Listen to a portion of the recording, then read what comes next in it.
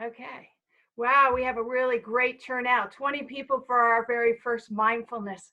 So this is a welcome to our mindful talk and meditation. So I just want to ask, can everyone hear me? Yeah. Okay, Yeah. so this is good. Tell me if there's some reason it's not. Um, we're talking about it being a talk, but really what we're going to do twice a week on Mondays and Wednesdays at 11 o'clock, we have this incredible Sangha, this group of people now that are coming together. We have 21 people on this all over the world. This is pretty exciting because we just started to publicize this. And what we're going to do is practice. We're going to be in a practice. And man, when it comes to mindfulness and meditation, I really always need to practice because even when I get better, then I'll have another day and I'll slide back down and I'll get maybe upset or grumpy or annoyed or sad. I mean, has anyone felt any of those feelings? Can you imagine that something's going on that could bring out some of the angst in us, to say the least? So we're going to do this practice together. And I want you to know that as long as you're practicing, we're going to learn how to calm ourselves down and actually be a little happier. So in this practice, it's just so important to realize that there's no one who is perfect. No one who's perfect. And if you put perfection on yourself to try to be perfect in a mindful way, the last thing you're going to do is be mindful. You're going to be actually have all that anxiety and all that worry going, oh, I didn't do it right. Man, I'm mad. Or I woke up in a bad mood. I shouldn't be in a bad mood. However you feel is okay. But it's what you do with those feelings. That's the practice, right? That's the skill. That's the thing that we're going to keep going on. Now, we have an incredible opportunity. So we're going to look on the lighter side of what's going on because there is a lot of darkness in the pandemic around the world. But what is the lighter side? And I was talking to a good friend of mine yesterday. He said, you know what, Lindsay, you know what we're doing?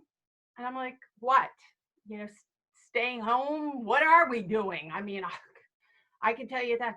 He goes, we're hitting the reset button. And that really hit me. I thought, wow, he's right. See, we're always going forward in our society and our world as in humankind. And we're moving and moving and moving, but we're stopping. This has stopped us. And it's allowed us to hit this reset button and really have this opportunity to really look in ourselves. Who are we? And who's important and what's important to us? And so this is the reset button. And this is where mindfulness comes in because mindfulness teaches us how to hit that reset button. So if we're going to be resetting and we're going to be resetting from being a part of humankind, what are we doing?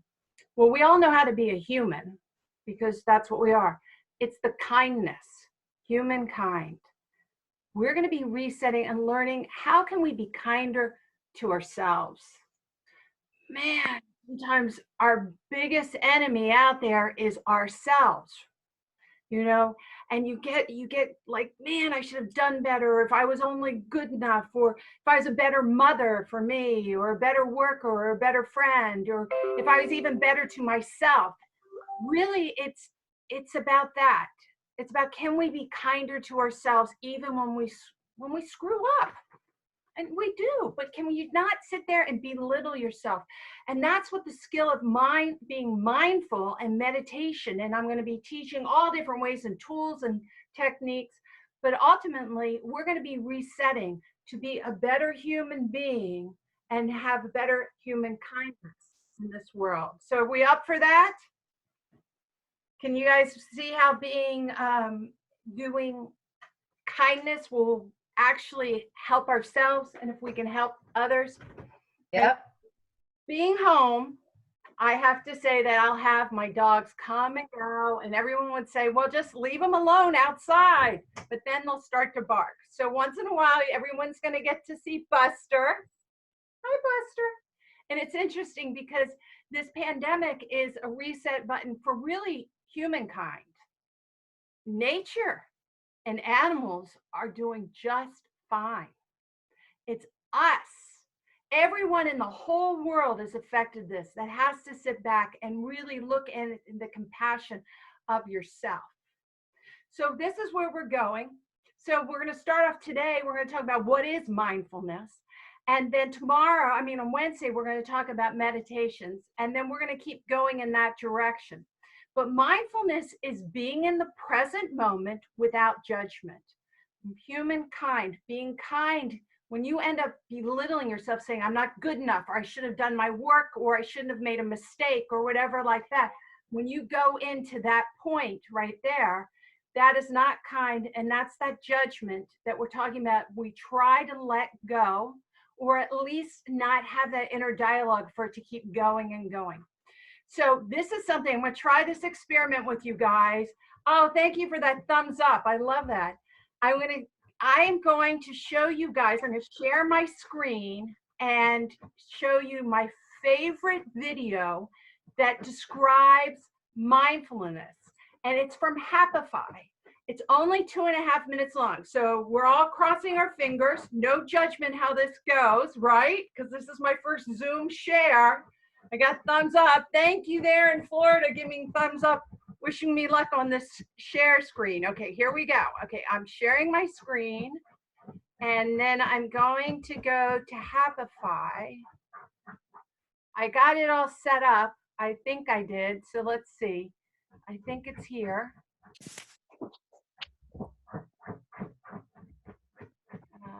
Okay, wait, I gotta share my screen.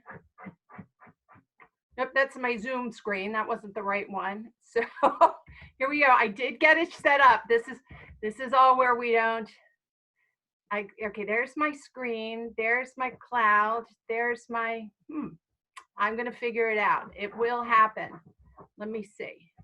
If I am sharing my screen, if I share this, let me see if I can go over here. Oh, there, wait. Email. Okay, here it is. Oh, go back up. This thing, there it goes. There we go. All right. Give me a thumbs up. Can you hear it? You may have heard this word mindfulness. It's become something of a buzz phrase of late. I'm going to give you one simple, serviceable definition, which is this.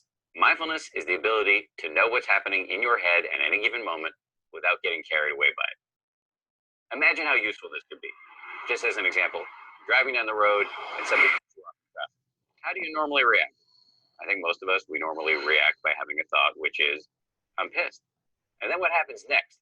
You immediately, habitually, reflexively inhabit that thought. You actually become pissed. There's no buffer between the stimulus and your reaction.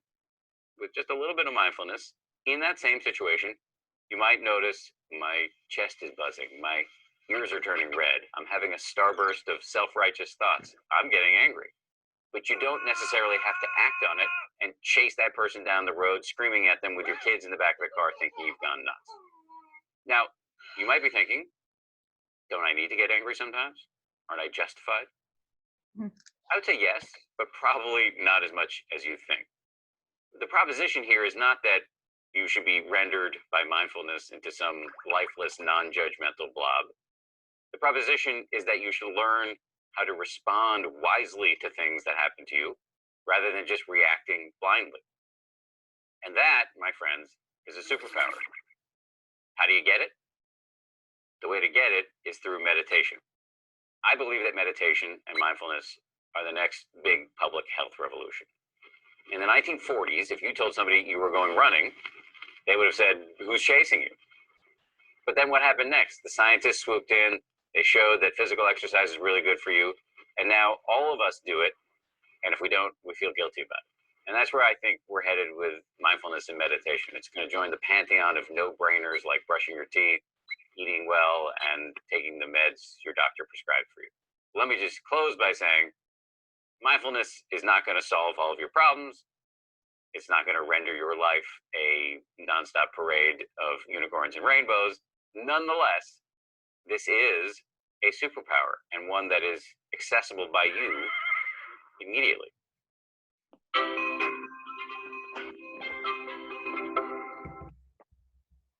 All right. So Did you guys see it? Was that great or what?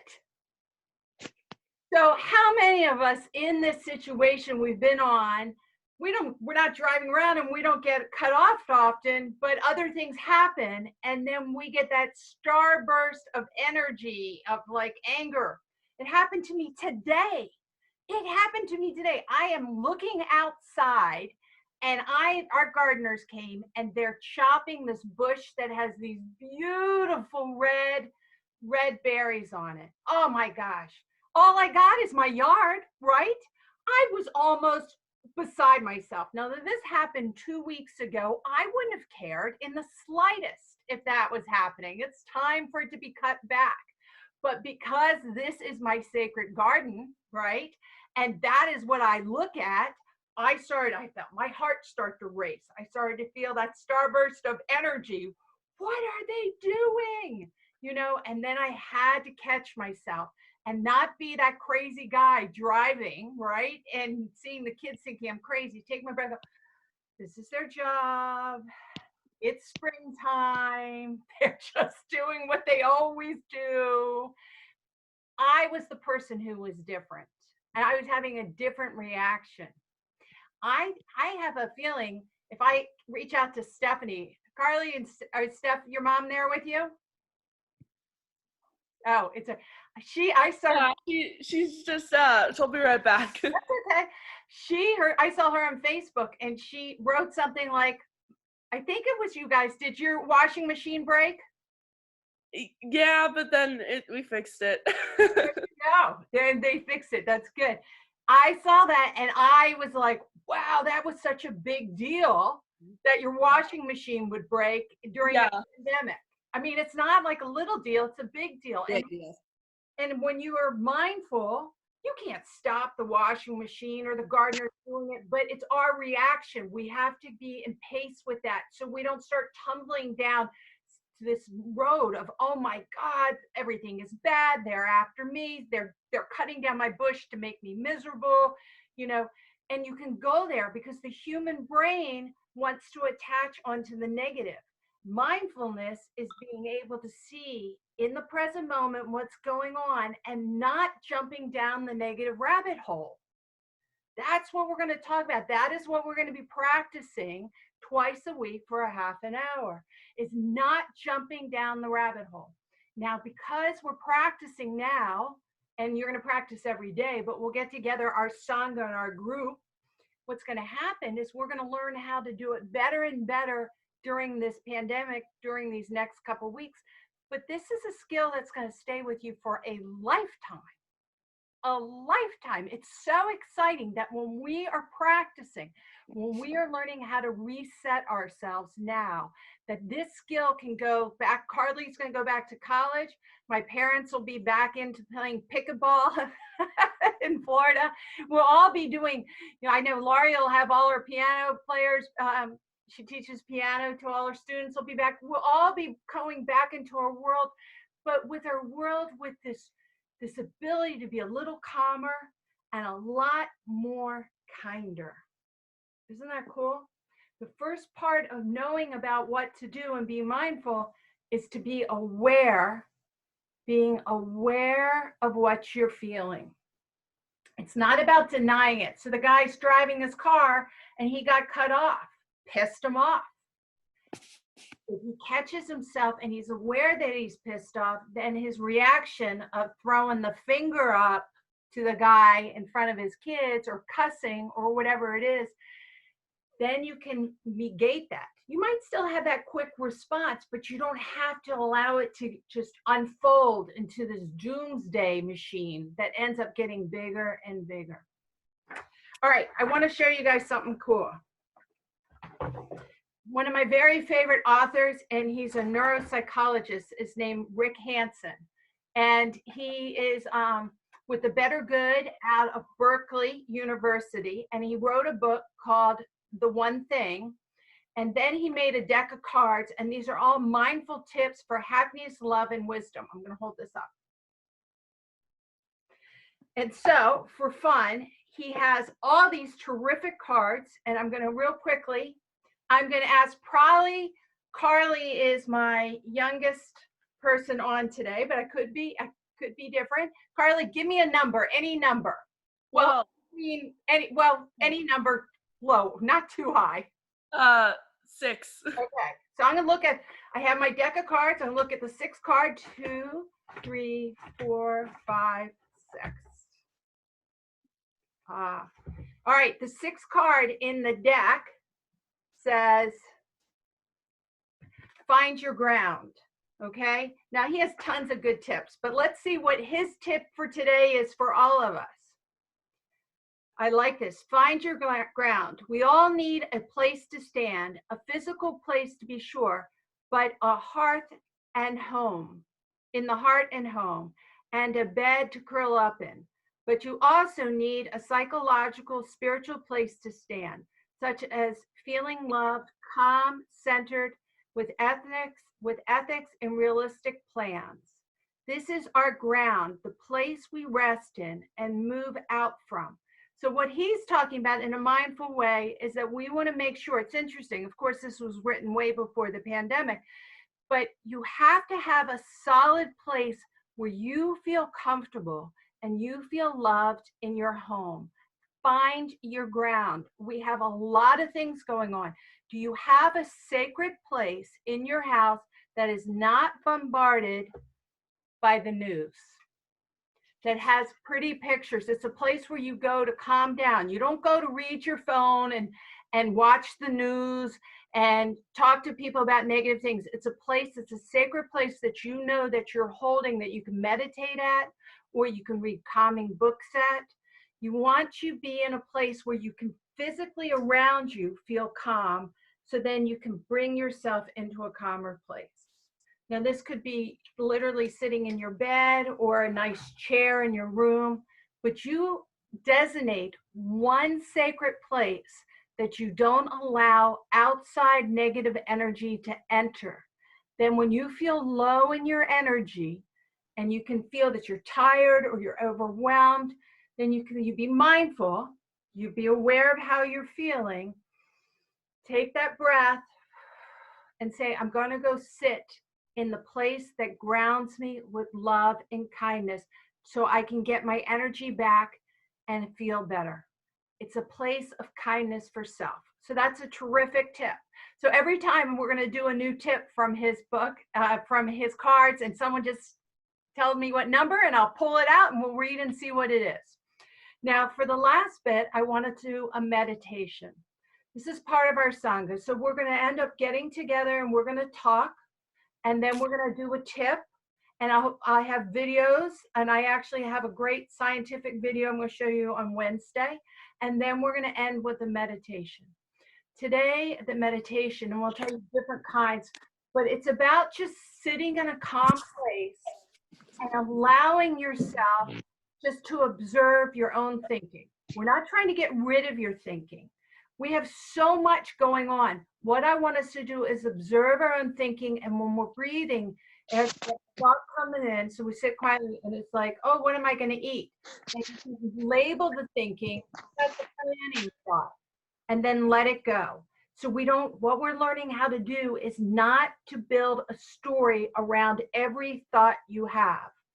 We have something like 30,000 thoughts in a day, or I can't remember the number, it's huge. And it's exhausting to have a thought and then make a story around the thought. Can we allow a thought come in? Can you see a statistical number come in from the news and it goes, wow, I feel really bad. And then for the people that have passed, send them a blessing and then allow the thought to go away. I'm not saying don't be compassionate, but we can't focus on everything that enters our mind. It's exhausting. So what we do is we allow our thoughts to come in, and then you can just label them. A planning thought, or a thought of blessings, or a gratitude thought, whatever it is, or an observational thought. And then you just let it go and allow the next thought in, like a waves come in and go out.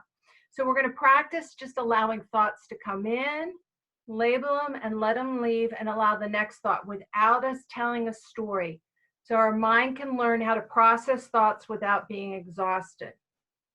Okay, now real quick for meditation, you can do it basically the bottom line is you want to allow that your lungs to have their full length of being able to have its breath. So allow your stomach to come down and out so your third lobe can have room, and drop your shoulders, but keep your head up.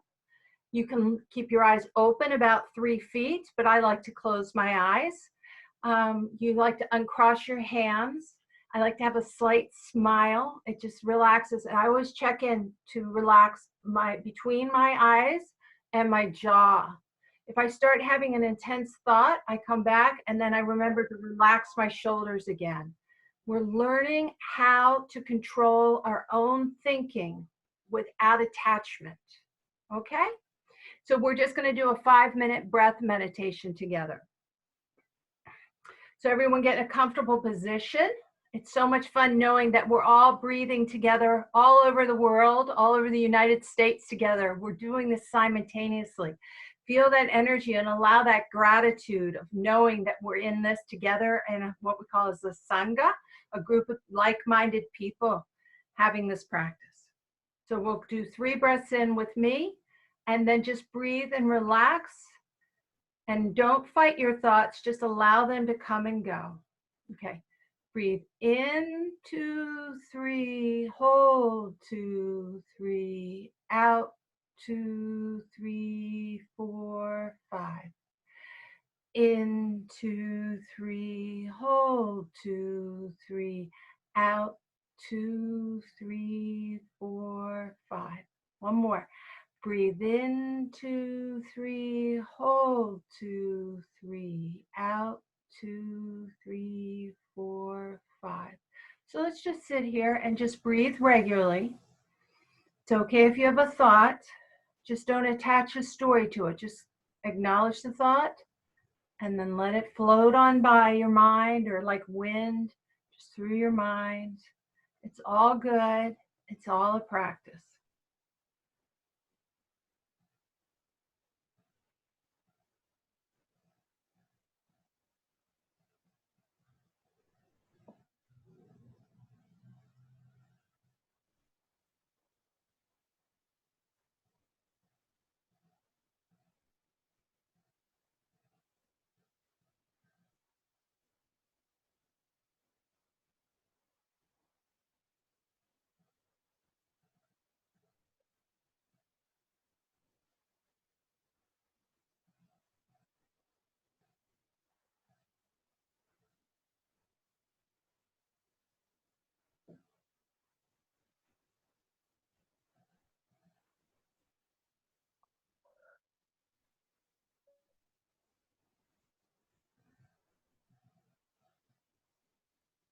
You might be able to really hear things well when you're meditating because your brain is trying to pick up on sounds.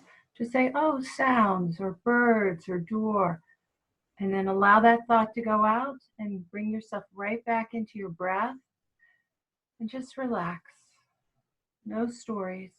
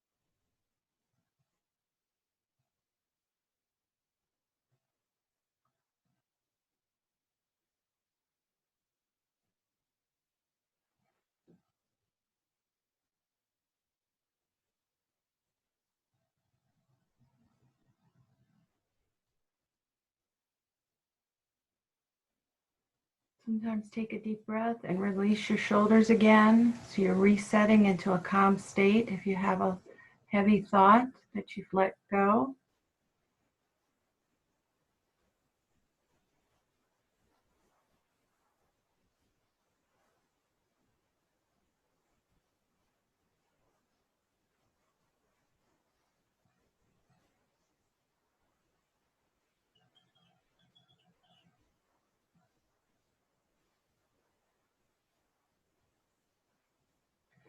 So let's all breathe in gratitude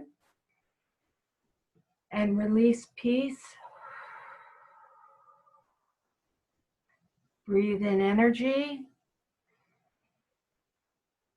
and release wisdom. Breathe in practice and release mindfulness.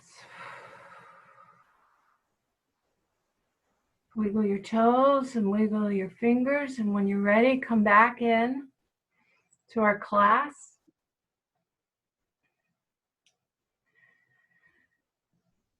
That is part of resetting. That is mindfulness. You can do that at any time. So I'd like everyone to practice a mindful meditation. You can go to Centered Moment if you would like, and there's good 5-minute meditations there. You can also go to Insight Timer. That's really one of my favorite apps. It's free. It has wonderful meditations there. I really enjoy Insight Timer. But of course, Calm and Headspace are all terrific apps. I want you to know that we probably won't be shaking hands. Maybe never again. I don't know. We'll see. But one thing you'll find a lot of times is people put their hands together and they do a slight bow and they say namaste. And this gives us social distancing, and we can do this over the internet, which is really nice through Zoom. Namaste means the soul or the energy in me is greeting the soul and the energy in you. It's so powerful. It's so beyond your age and your being a male or a female or a child or an adult or a banker or whatever your job is. It's past that. It's saying the inside of me, my heart of me is greeting the heart of you. And so it's a beautiful word. You can do it when you meet someone, namaste, as a greeting like hello. I'm excited to meet your soul or your energy, your life force, or at the end. So now I'm going to say to you, all of you, namaste. Thank you so much. We have such a wonderful group of people. We have 27 people all over the world. And I'm really looking forward to continuing to tell people, more people, that they can come to this free YMCA mindful talk, but really practice. And on Wednesday, we're going to end up talking a lot more about meditation, and we'll do a longer meditation and the science of meditation. I have a wonderful video I want to show everyone.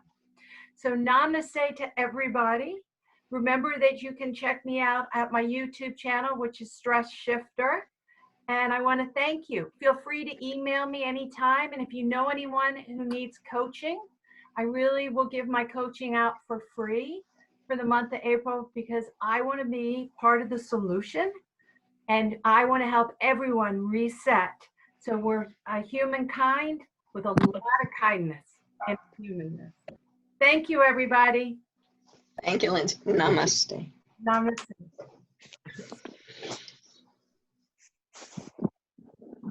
Thank you. Thank you. Thank you. Thanks. Thank you, Lori. Thank you, Joe, Linda, Janet, Trudy. Thank you, Lindsay. Oh, hi, Robin. It's good to see you. Thank you so much. Diane and Kathy. Tori, Cherie. It's so wonderful to see everyone. Good work. So wonderful, Lindsay. I love it. Oh, thank you. Tell people we're in it together. Together. Good Wednesday. Namaste. Namaste.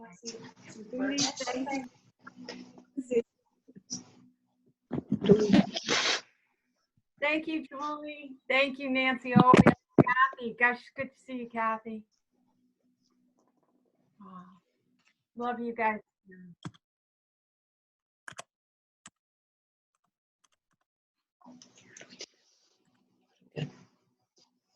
Good.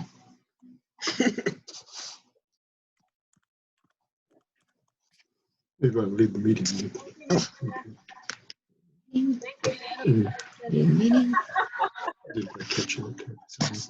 Thank you, Baba.